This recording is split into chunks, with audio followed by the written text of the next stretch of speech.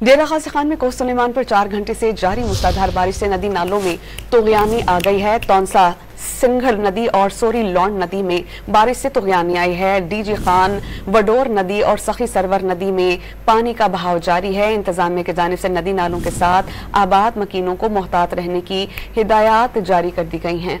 मुमकिन सैलाबी सूरत हाल के पेश नज़र पुलिस रेस्क्यू समेत तमाम मुतल्लिक़ा इदारों को अलर्ट कर दिया गया है। नदी नालों के अतराफ सरकारी स्कूलों में फ्लड रिलीफ कैंप कायम कर दिए गए हैं। महकमा मौसमियात के मुताबिक बारिशों का सिलसिला आइंदा 3 रोज तक जारी रहेगा। डेरा गाजी खान में कोस सुलेमान पर 4 घंटे से जारी मूसलाधार बारिश से नदी नालों में तुग़यानी आ गई है। तौंसा सिंघल नदी और सोरी लौंड नदी में बारिश से तुग़यानी आई है। डीजी खान वडोर नदी और सखी सरवर नदी में पानी का बहाव जारी है। इंतजामिया की जानिब से नदी नालों के साथ आबाद मकीनों को मोहतात रहने की हिदायत जारी कर दी गई हैं।